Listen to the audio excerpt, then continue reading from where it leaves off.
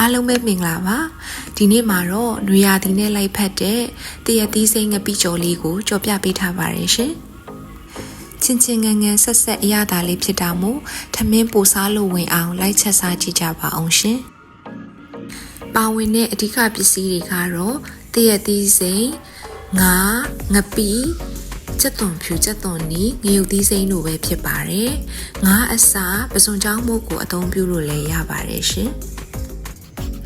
တရက်သီးငပိကျော်တပတ်ကန်စာအတွက်တရက်သီးစိမ့်အရွယ်တော့တစ်လုံးကိုသုံးပါတယ်အခွန်ခွာပြီးတော့ဓားလေးနဲ့ပေါက်ပြီးတော့ပဲကြော်လိုက်ပါတယ်ကိုနှစ်သက်တလို့ဂျင်းလေးချစ်ပြီးတော့လည်းကြော်လို့ရပါတယ်တရက်သီးစိမ့်လေးအစင်သေးရပြီဆိုရင်ငပိလေးကိုလည်းရေဖြော်ထားပါမယ်ဟင်းအချိုတက်ရအောင်လို့ငကျင်းခုတ်တာလက်သုံးလုံးလောက်ကိုလည်းပြုတ်ပြီးတော့အယိုးနှွင်ထားပါမယ်ပါဝင်ပစ္စည်းတွေအစစ်သေးဖြစ်ပြီဆိုရင်တရက်သီးငပိကျော်လေးစပြီးတော့ချက်ပါတော့မယ်ဒဲအိုးပူလာပြီဆိုရင်စီဟင်းခက်စွန်းနဲ့နှစ်စွန်းထည့်ပါမယ်ဆူဆူအီအီလေးရအောင်လို့စီကိုပို့သုံးထားပါတယ်စီပူလာပြီဆိုရင်စနုံးမုံလေးအနည်းငယ်ထည့်ပြီးတော့စက်သွန်နီလေးထည့်ကစပြီးတော့ကြော်ပါတော့မယ်စက်သွန်နီလေးရဲပြီးတော့မှုေးလာပြီဆိုရင်စက်သွန်ဖြူလေးထည့်ပြီးတော့ကြော်ပါမယ်စက်သွန်ဖြူစက်သွန်နီစီချက်လေးမှုေးပြီးတော့အယောင်ပြောင်းလာပြီဆိုရင်ငါးလေးစတင်ထည့်ပါမယ်အယောင်တင်မှုံလက်ဖက်စားစွန်းတစ်စွန်းထည့်ပြီးတော့မှုေးလာအောင်ဆက်ပြီးတော့စီတက်ပါမယ်ဆက်လေးစားချင်တာမို့ငရုတ်သီးအကျန်းမို့လက်ဖက်စားစွန်းတစ်စွန်းလေးထည့်လိုက်ပါတယ်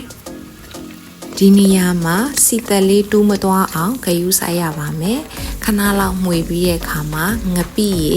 လောင်းချပါမယ်ငပိစိမ့်စားနဲ့ပျောက်သွားအောင်လို့ခဏလောက်ဆက်ပြီးတော့တည်ပေးပါ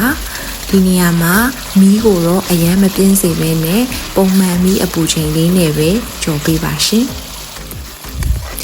ငါးနဲ့ငပိစီတန်းနံလေးမှုေးလာပြီဆိုရင်တရက်သီးစိမ့်ထည့်ပါတော့မယ်ခဏလောက်မှွေပေးပြီးတဲ့အခါမှာတရက်သီးရဲ့ကိုအရသာထည့်ပါတော့မယ်စားလက်ဖက်စားစွန်းတစ်စွန်းတကြားလက်ဖက်စားစွန်းတစ်စွန်းအရသာမုံလက်ဖက်စားစွန်းတစ်စွန်းထည့်ပါမယ်ဒီနေရာမှာထုကတော့တကြားအစားဖိင္ကထုတ်တဲ့ရွက်ချိုမုံတစ်စွန်းကိုအစားထိုးအသုံးပြုထားပါတယ်အရသာနှံ့အောင်မှွေပြီးရဲ့အခါမှာရေနွေးလေးအနည်းငယ်ထည့်ပါတယ်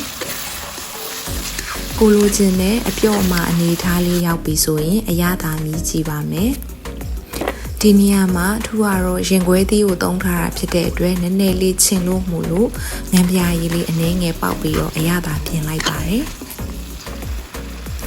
ကိုလိုချင်တဲ့စီပြန်အနေထားလေးရပြီဆိုရင်ငရုတ်သီးစိမ့်လေးပြစ်ထည့်ပြီးတော့ခဏတာထပ်ပြီးတည်ပါမယ်ငရုတ်သီးစိမ့်နံလေးမှုေးပြီးတော့အရသာအနည်းတော့ဖြစ်ပြီဆိုလို့ရှိရင်မီးပိတ်ပြီးတော့ချလို့ရပါပြီပူပြင်းလာတဲ့နွေရာသီမှာလူကြီးလူငယ်မရွေးအစားအသောက်ပြတ်ကြတာမို့ဒီတရက်သီးငပိကျော်ချင်းငံဆက်လေးကိုလိုက်လှုပ်စားကြည့်ကြပါအောင်ရှင်နောက်ထ